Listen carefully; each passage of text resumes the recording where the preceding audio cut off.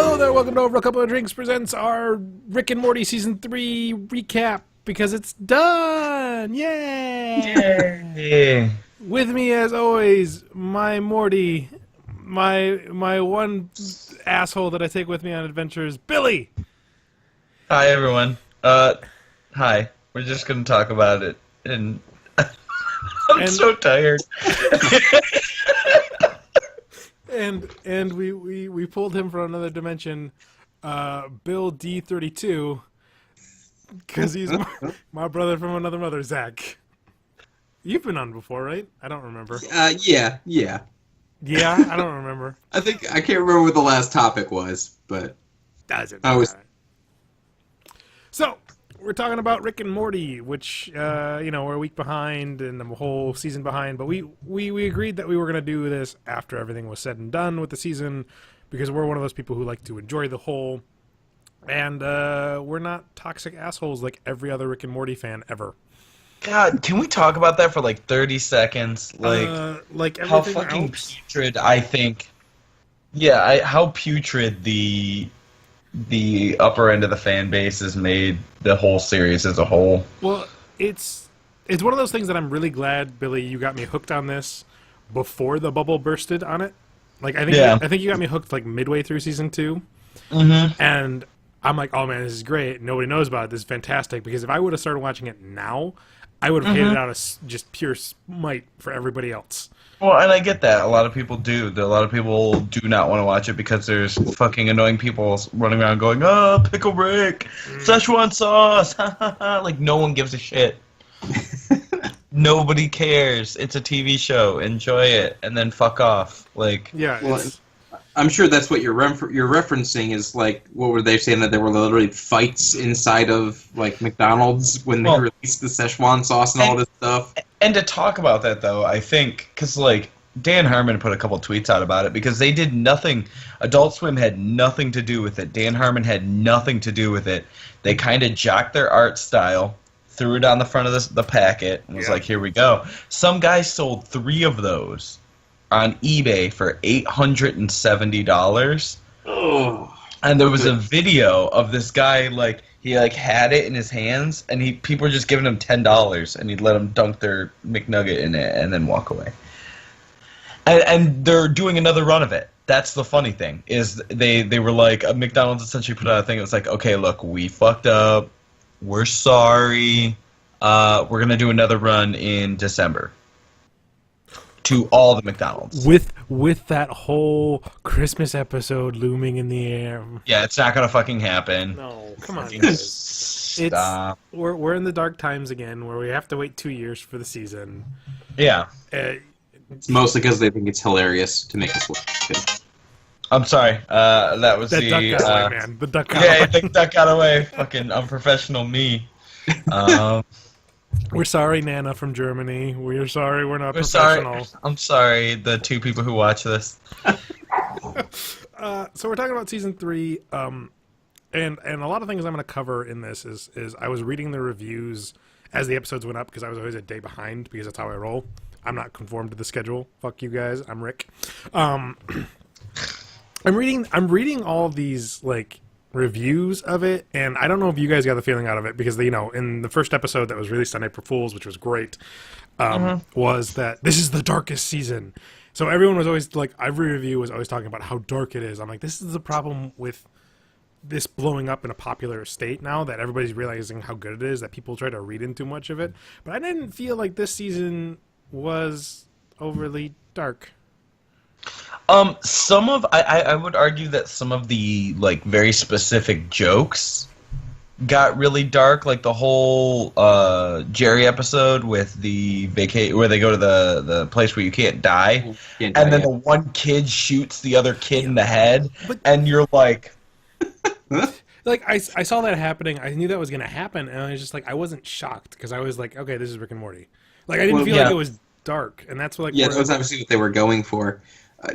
Here's my thing about the whole dark thing. There were moments, I think, if I had to say if it was or was not the darkest, there were parts of it that I thought kind of, yeah. I mean, the whole Pickle Rick episode was probably like the literally bloodiest, goriest cartoon thing I have seen in ever. Yeah, but it was almost so much of it that I was desensitized to it right away. And it was like, I was like, yeah, it's bloody, but it wasn't as much of a shock value as look who's purging now, but, you know? Right. But at the same time, though, I mean, like, it seemed like every episode was a lot of something. Mm-hmm. Maybe not the darkest something, but it was like, they're like, we're going to make the goriest episode we've ever made. The one that was, what did they call them? The superhero group. The Vindicators? The Vindicators. The whole Vindicator episode was, I think, in my opinion, like, not the funniest episode in Rick and Morty ever. Probably actually on the lower end of the funny. But that joke at the end, where Morty goes through that entire little ride, and ends up Rick is talking about Noob Noob or whatever. Yeah. I have not laughed harder at a Rick and Morty joke than that joke. Yeah. So there were a lot of really strong things, I think, in season 3. Damn. God, yeah, Noob. This guy gets it. Okay, so I know we've already talked a little bit about spoilers, but let's just go ahead and, since there's only 3, where would you put this in your ranking of the series? Like, you know, what would be number 1, 2, and 3, so to speak? Season-wise? Yeah. 2's still my favorite. It's 2, 3, 1. 2, 3, 1. Yeah. That's exactly what I would say. See, I gotta look. I don't remember, like, that. So much of it has blurred together.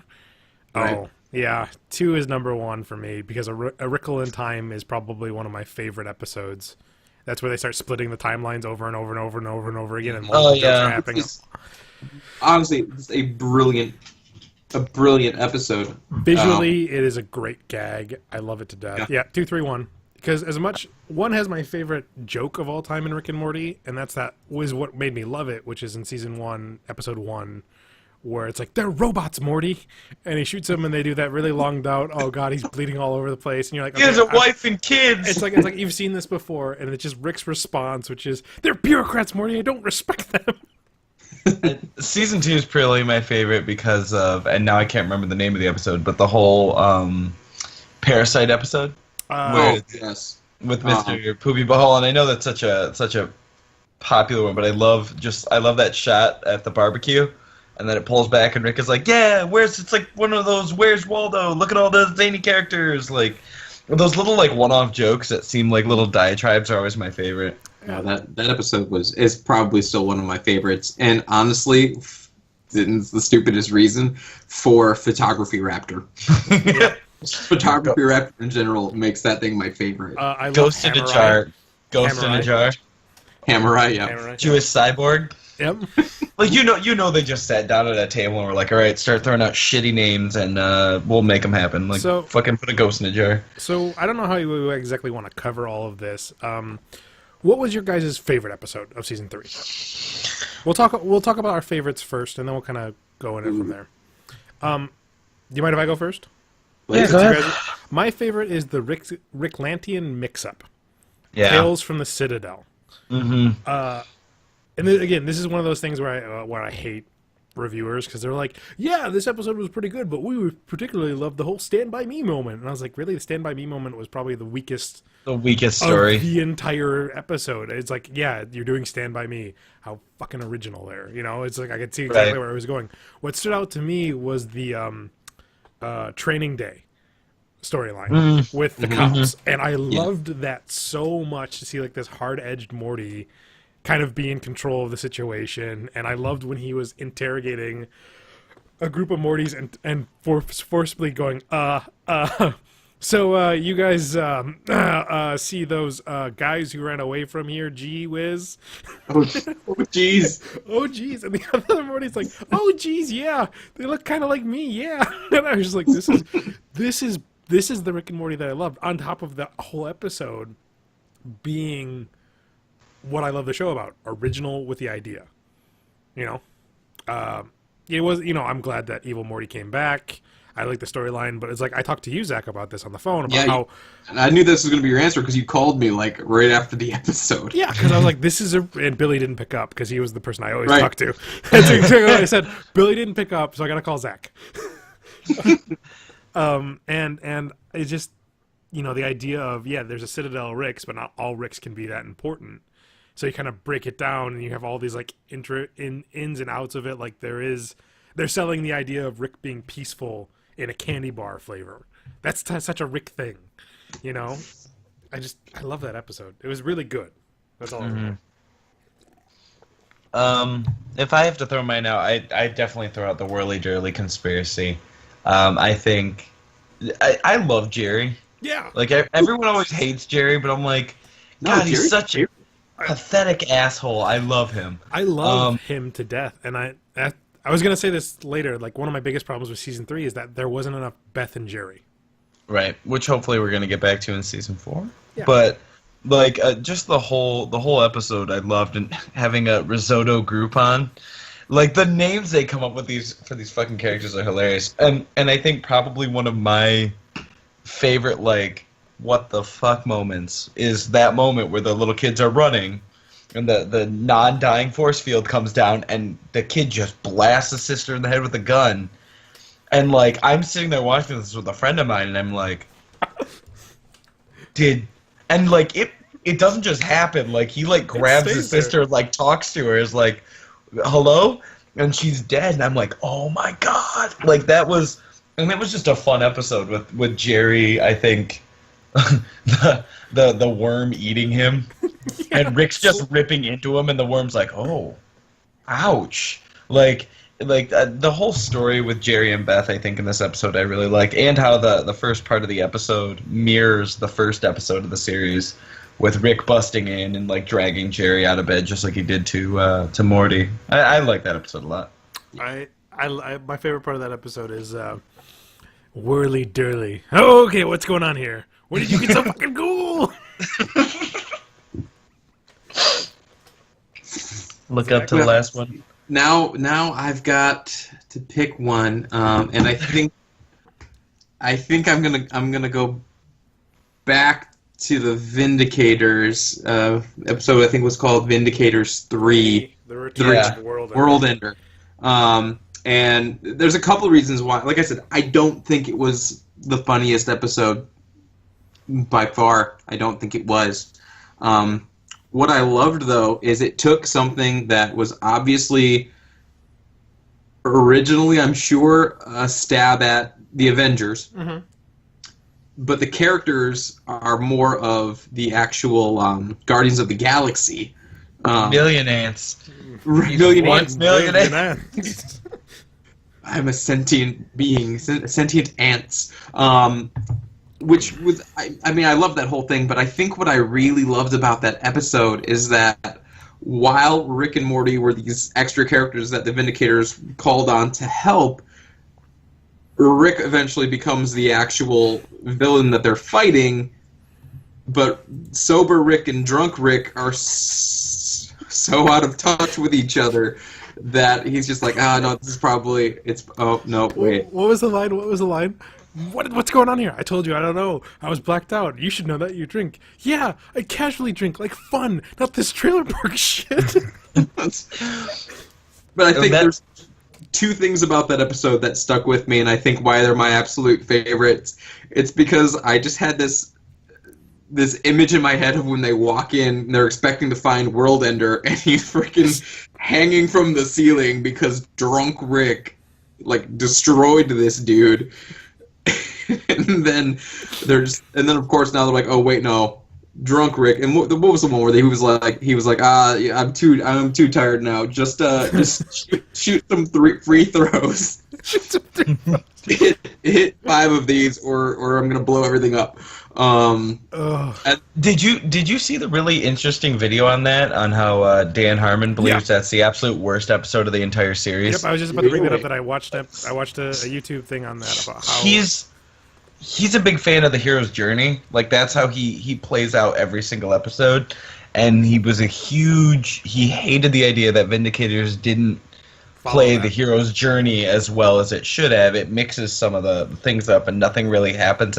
Like, Morty doesn't come out a better person at the end of it, or like changed. He's just kind of more jaded than he was before. Yeah. Dan Harmon's been pretty open that that's his least favorite episode, and I find that because I love it. I think it's great too. I think there's a lot of good jokes in it. For what it is, I think it's my favorite. Now, mind you, when I watched it originally, I got to the end. I had the big kind of spoiler joke at the end of it with this whole emotional thing that Rick's going through actually being about Noob and not about Morty. I literally sat there for probably 5 minutes laughing my ass off after the episode was over. But then I stopped and I went, wait, what the fuck was that? Like, what did I just watch? Like, and then I had to go back and watch it a couple more times, and I was like, okay. Again, for what it is, I loved it. And I love Morty in that episode because Morty's the like, oh, it's a neutrino bomb. There's a 40% chance that it could be a failure, but we can't take that chance right now. Right. Like you were saying, what I really liked about it, because after watching that video, I thought about it for a while. Like, oh, it's the worst one. I'm like, I don't think it's the worst one. I think it worked because it didn't follow that formula over and over and over again. And it kind of deconstructed the idea of that. And if you look at it as a parody of what the Marvel films are, because that's what it is, a giant joke on the Marvel films, it kind of works as not following the pattern all the time. And I liked it because, for every... It did that awkward, like, long joke that was really dumb all the time. It's like, what are we doing? Like, is this something like Saw? I wouldn't be that dumb to do something like Saw, Morty. Jesus, it's a little bit like Saw. God damn it. I get it. Can we try to figure out our least favorite? I was thinking about that more when I was looking at the list again. God, there's a lot of really good ones, though. I'm a dick. My least favorite's the first episode. Okay, talk about it. So the whole April 1st episode, which I love the way that was done. Yeah.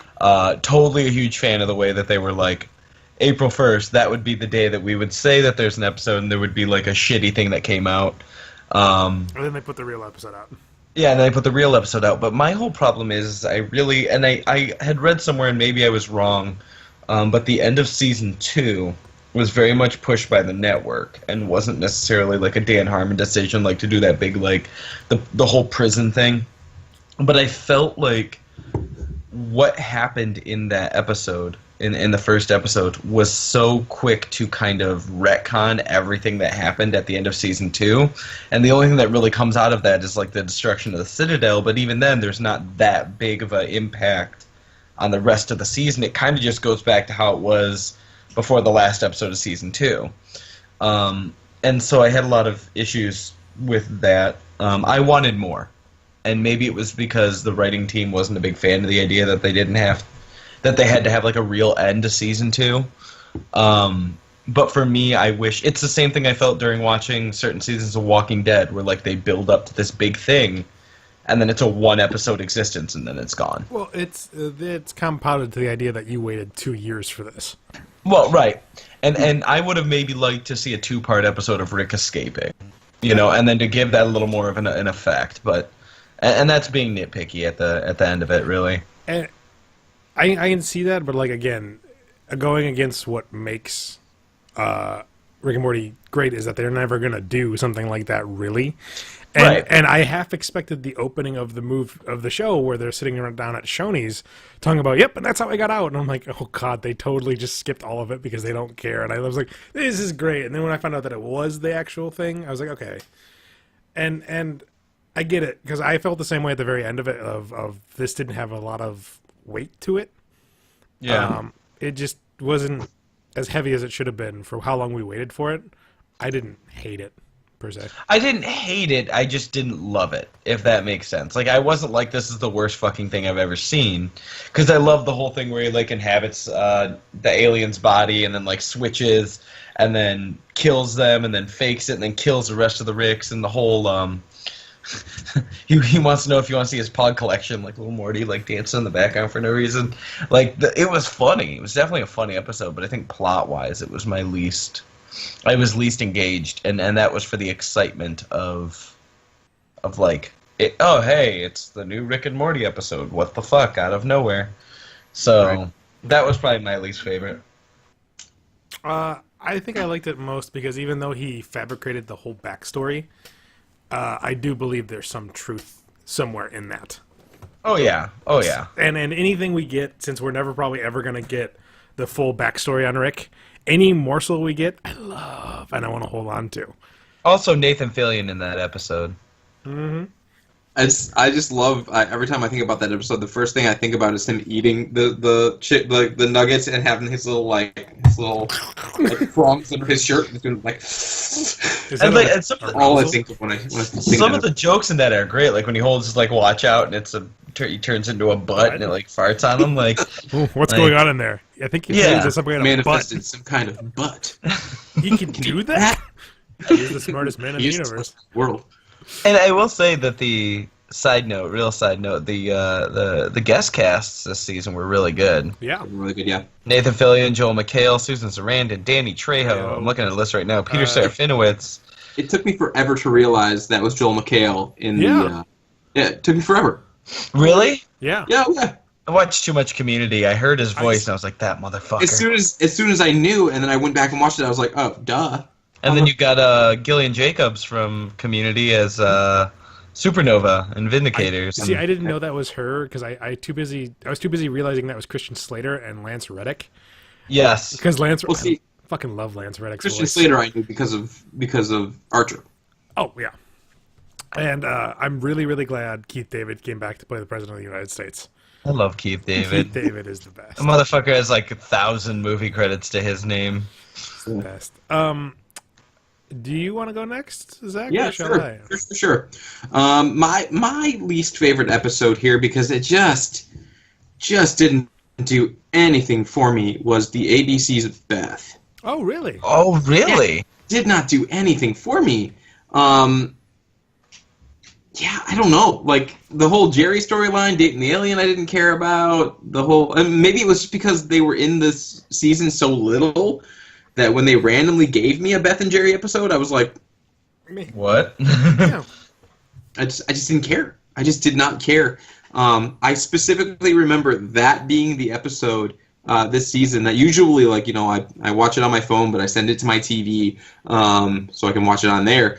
But I started this one and I watched it for a little bit and I left it on my phone, and I kind of just got through it, and I was like, great, done, let's move on to the next one next week.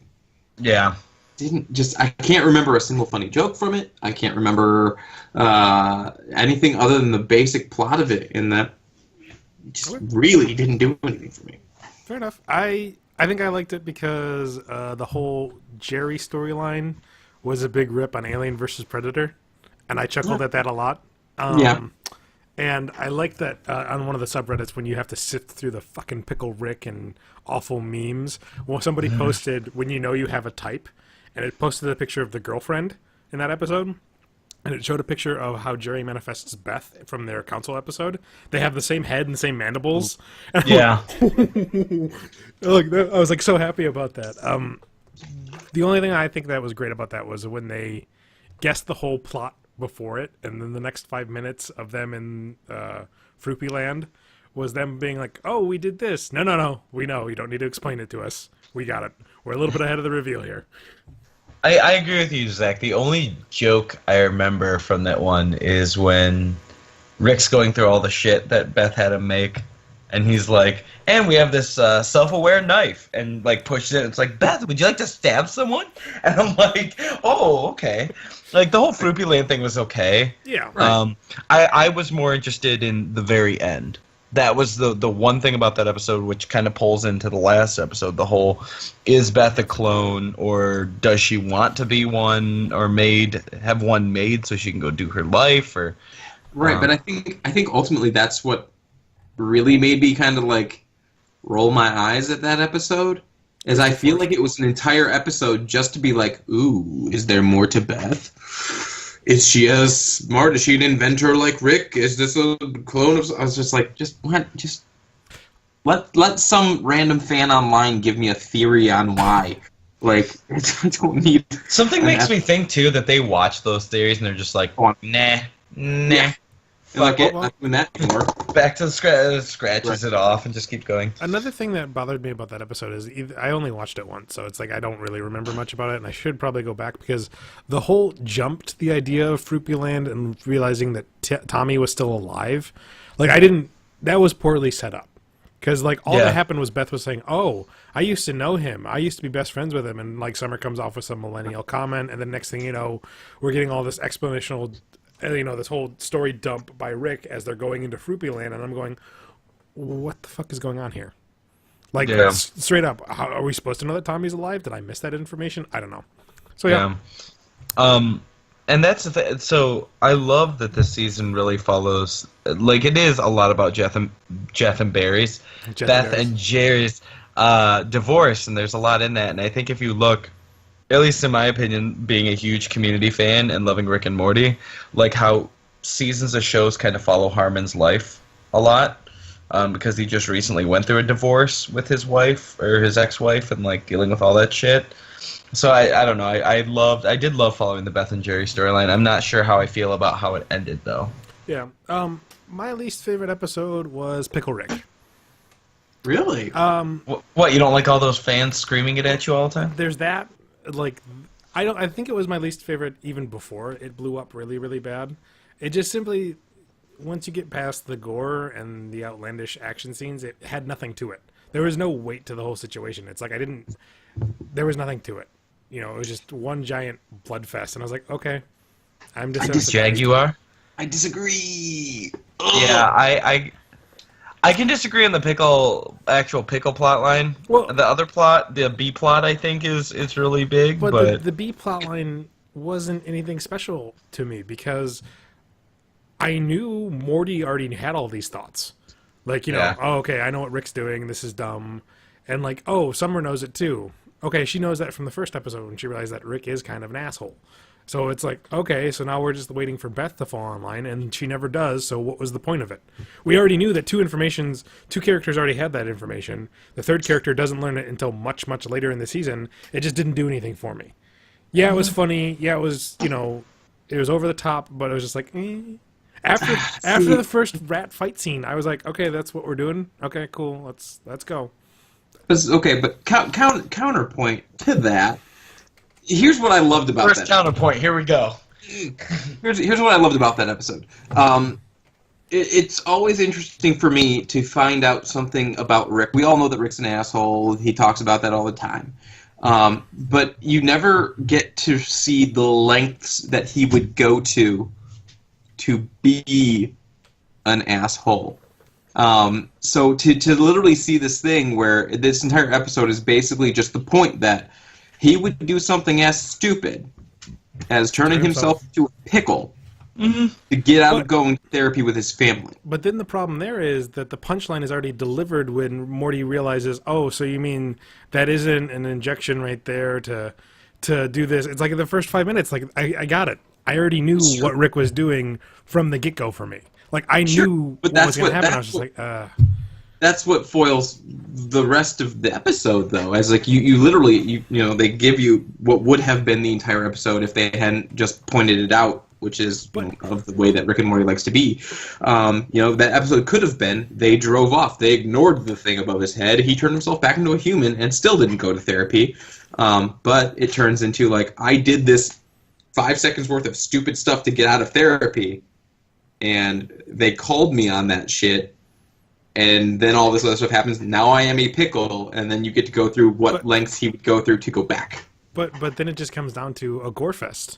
Like that's my problem. Is that it's just a Gorefest, and everything I already knew. Like the characters that I care about most, Summer and Morty in the episode, because I know nothing's bad's gonna happen to Rick. He's gonna be fine because it's called Rick and fucking Morty. And if he dies, well, guess what? We'll get another. We'll get another Rick. It's just like it. Yeah, it was entertaining. It was fun. I'm not saying it's not. I'm just saying it's my least favorite because it doesn't. Yeah. It leaves me empty because it's just like, okay, here we are, and then then you compound the whole. I'm Hurricane Rick. I turned myself into Hurricane Morty. Ha! And I'm just like, oh god damn it, fans, stop it, stop it. Yet again, the fans ruining the series. You're becoming Doctor Who fans. Knock it off. Knock it off. I've never even watched Doctor Who. That's my point. That's my point. I think I haven't watched it because of the fans. That's my point.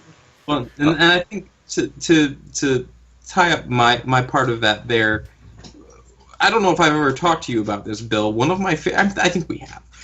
One of my favorite things to do with anything, movies, plays, musicals, I don't care. I love to find quick ways to end them.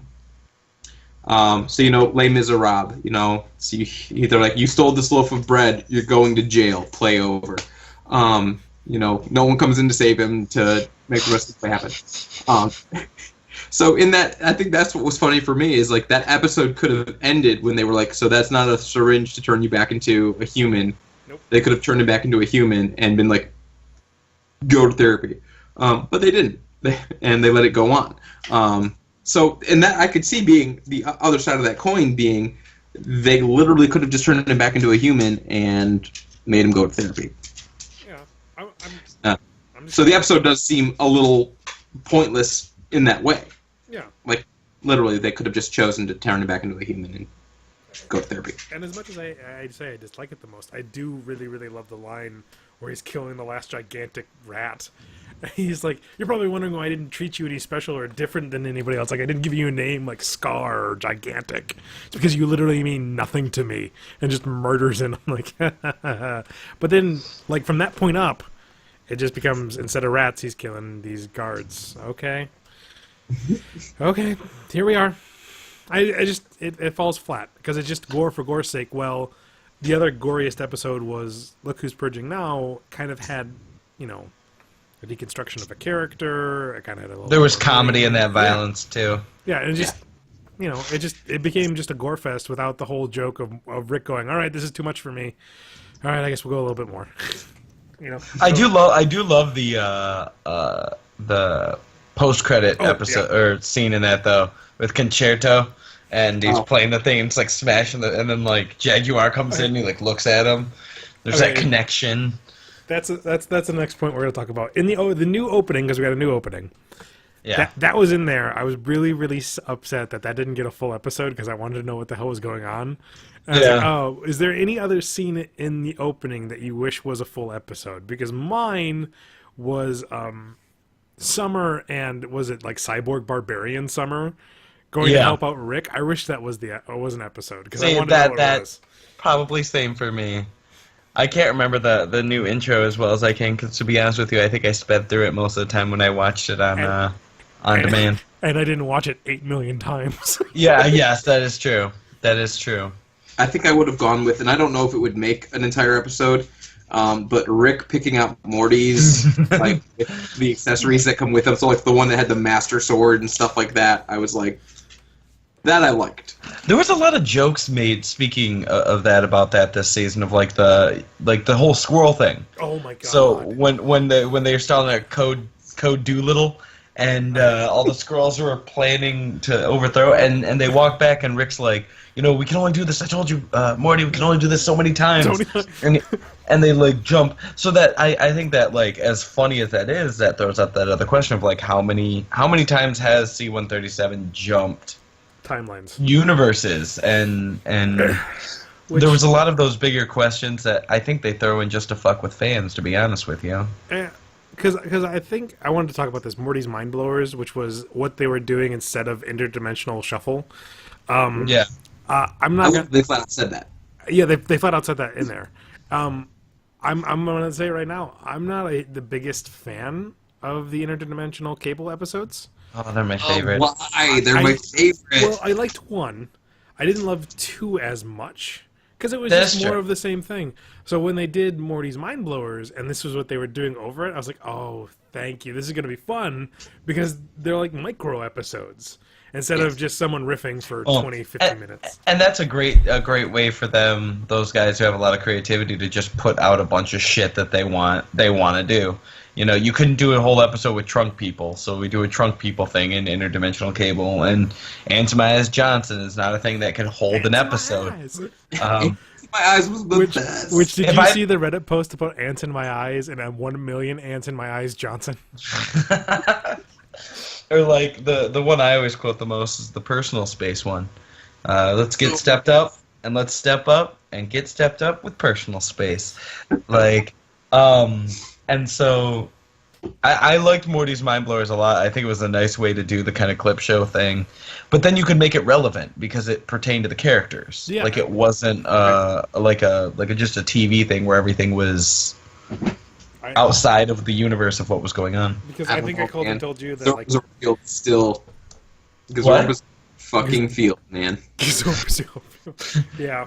John, you stupid, dumb, White guilt. Now get out of here and make me some goddamn enchiladas. Oh yeah. I don't know. Again, I think what made Morty's Mind Blowers work for me the most was that the idea that anytime Morty gets the upper hand, I love it. Yeah. So for them to have both be wiped, and then Morty figuring out all this information, and he's like, and Rick's like, so what's going on? I apparently put up with all your shit all the time. And then the Summer Ex Machina to show up and goes, oh, is this like a code 3? Oh shit, it's a code 4. I've never had this happen before. And like how she's texting on her phone, like completely like irrelevant to the situation going on. I like the season overall. I think I really do. It wasn't exciting to me as season 2, but this is the first season I ever live watched. Yeah, this was a week to week for us, you know. Yeah. My question is, where do you go from here? We'll find out in 2 years. Yeah. Well, and Mr. Poopy Butthole scene too. Oh yeah. Sorry, I wasn't in the season. I got married, and now I have a family. And hey, Meeseeks were in the season. They promised that they were there. They were only a very small background object. In Morty's Mind Blowers. But they were. They were there. So, I tried to get Kelsey to watch this show with me. Yeah. She won't. My fault.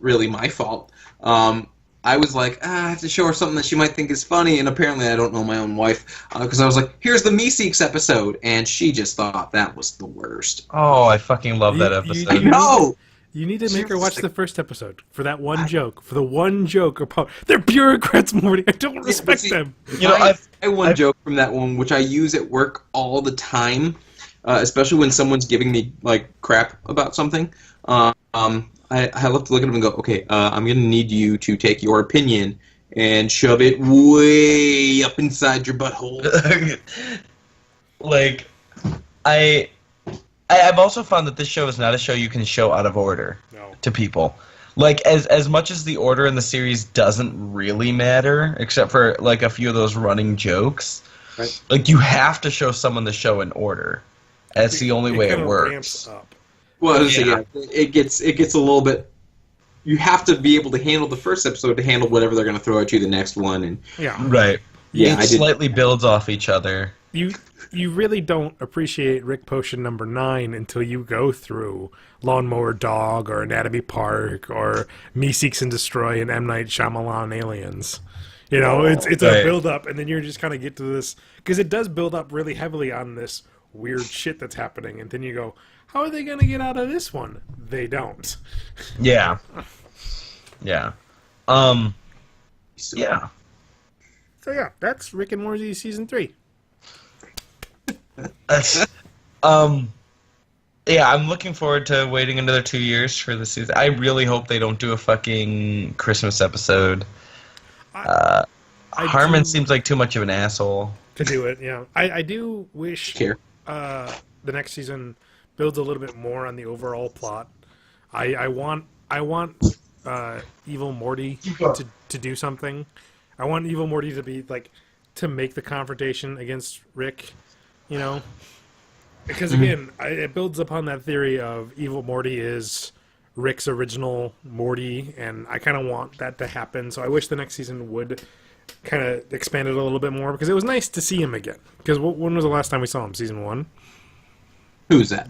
Evil Morty. Evil Morty? Yeah, season 1. He was in the last episode of this, wasn't he? No, I mean I want to see him. It was nice that he popped up, but I want more of him. I want that plotline to push forward with what he's going to do because it does seem like it's going back to our Rick. I want that more. I want more through lines. I want bigger, multi-part episode plots. instead of doing the same self-contained episodes. I get that that's kind of, I think, anti what the show is, but I like the idea of having those multiple like episode plot lines. Like I said, I really would like if that first episode would have been dragged out between 2 episodes. Yeah. Of him escaping. I think you make a good point there, though, Billy. I mean, they've literally set it up with this multiple universes, million random things that could be happening to them. So the through line is a bit difficult, but I would love to see something. I mean, like, those are always kind of the more interesting things where you have, like, okay, the whole family's on this thing now because, you know, Rick's being chased by the Federation. Or something. I mean, but generally, like, you know, the whole episode with the Thunderdome thing, like, it was about this giant green rock, and you're like, great, let's use that for something. Let's keep going with that or something. But then, yeah, kind of gone the next day.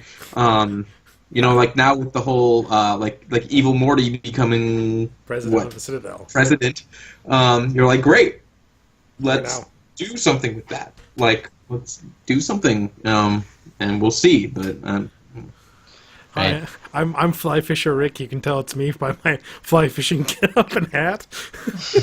And my hat. Bill, I don't know if I ever showed you this. I know Zach hasn't seen this. Did I ever show you that I got this? Yeah, you did. And did I ever show you the best part of it? No. Hold on. All right. It's a sound chip, baby, on a comic book. This is futuristic stuff. We got a sound chip up in this. Oh man, I can't believe this sound chip. I can't believe this sound chip. This is the best $20 I've ever spent on a comic book. By the way, if you have not... Oh, hey, here's my playbill for Blue Man Group. I got this in Chicago. If you have not read the comics, the comics are awesome because I open up to a page with a fucking ball fondler's joke on it. It's seriously extremely well done, and it's 2 different Rick and Mortys. It's not C-137. See, so they completely do their own plots with it. That's what I like about all this other like Rick and Morty stuff is they do whatever they want, like Pocket Mortys, the Pokemon game on your phone. You're not playing C-137. You hate that game? I can't figure out how to catch more Mortys. I tried to get into it and I could not get into it. I chose not to get into it too heavily. And I love like the art style that they go through with the comics because it's so they have a bunch of like alternative covers in the back, and to like look at all like the art they come up with, like the ball fondlers ones, and like it's cool because they kind of Dan Harmon was kind of like just go for it, like these kind of, shut up sound chip, like these kind of things are really cool. And so the comic book, like, I think Dan Harmon was essentially just like, all right, you guys got your own thing. Fucking go. Just go ahead. Well, and like I said, it's something for me. I'm a huge Dan Harmon fan. I love Community. I've been trying to get into the podcast lately. If you have not seen Harmon Quest... Harmon Quest is great. Watch the first season of it. It's amazing. They're on season 2 right now. And if you ever really... I think it's on Netflix, the Harmontown documentary. Mm-hmm. You don't have to know the podcast to get into it, but like to see that man's life is kind of fucked up. He is kind of fucked up, and he's kind of a fucking asshole. But he's him and Chevy Chase supposedly hate each other. If you ever get the chance, YouTube the voicemail that he left him when he was drunk. That Chevy Chase left Dan Harmon. He played it on the podcast, and Chevy's like, "You're not funny. You fucking alcoholic. I hope you fucking die." Like they hated each other. Wow. But yeah, I did love season 3. I can't wait to get it. Can't wait to buy it on Blu-ray, so I have all of them. And it is funny. So a lot of my students watch Rick and Morty. Oh God. And so, well, one of my kids came in wearing a Rick and Morty shirt yesterday, and I was like, "Oh, it's like you watch it." And it's funny to see how, like, I think people from our age to their age are really into it and digging it, which hopefully means we're just going to get more shit.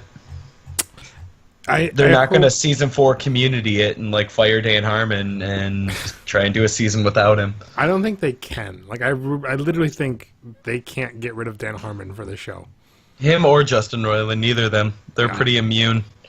Yeah, it's like, if you got rid of Dan Harmon, I think the other guy would leave for sure. I totally blanked on his name, even though you just said it. Woo. Justin Roiland. Woo! Ooh wee! Well, what now? They have Can't VR do. games. They have VR games. They have I'm gonna call it. merchandising out the ass. It's gonna be the next South Park. You think? Mm-hmm. You think it's gonna go that long? Uh-huh. Really? The animation They isn't can. I mean, with the whole universe thing, they could go forever. forever. Does it go long enough No. that it becomes The Simpsons? Well, that's the thing. I was gonna say, like, you know how The Simpsons will be known forever. South Park will be known forever. I'm hoping the Family Guy is a blip in time, and Me too. I think Rick and Morty will be one of those that we talk about. 20 years. Oh, Rick and Morty, that was really great. I was there when it started. And I get behind the people who are like, oh, you have to be very smart to understand Rick and Morty.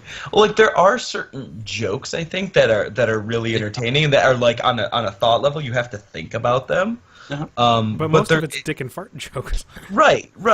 Like I will always get behind the during the Cronenberg episode when Jerry has the shotgun and he makes a joke about the shotgun being his penis and Beth's like, if that shotgun's your penis, then call me Ernest Hemingway.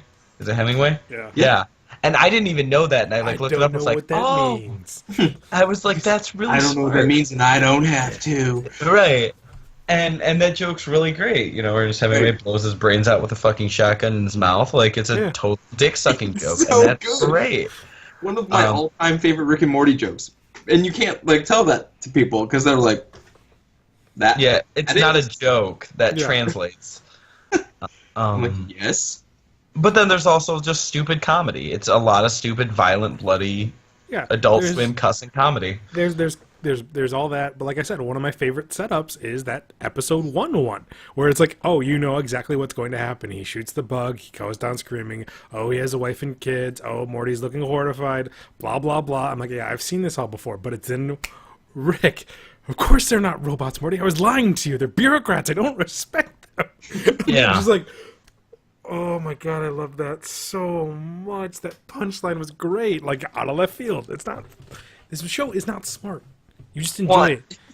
And that's the thing. As long as they keep putting that time into it, like I don't care if it takes another 2 years for them to get it done. No. As long as they keep taking the time, to work through it and all that shit. Yeah.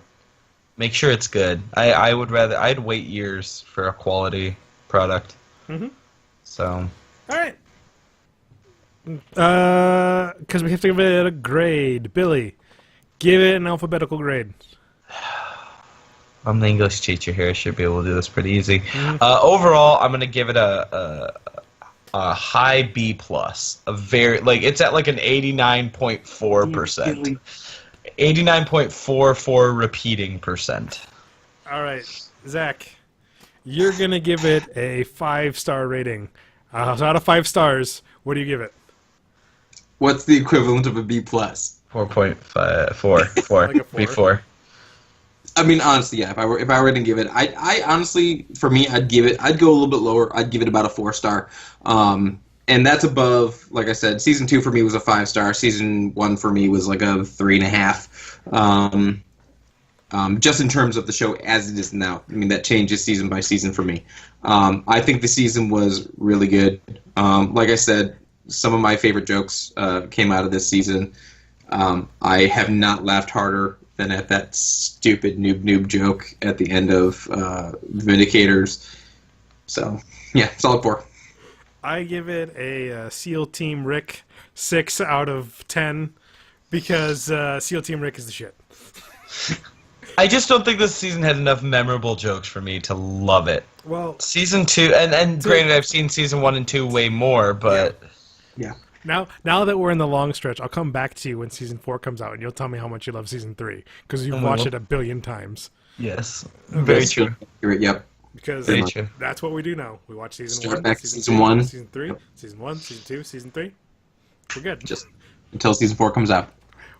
We're there. And Kelsey forces me because I won't stop playing this TV show. No, never. Because one thing I love about the show is that it's replayable. Yes. It's so good.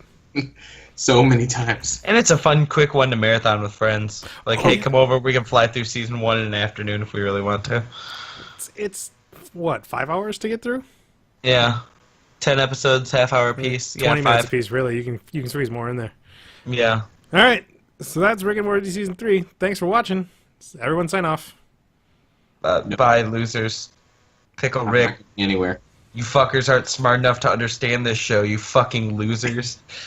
Szechuan I went to chicken sauce. Harvard. My dad's a fucking Szechuan lawyer. Szechuan chicken sauce. Szechuan dipping McDonald's sauce. fucked that up. Szechuan. Wubba lubba dub dub, pickle Rick. Grass. Taste Taste that. that.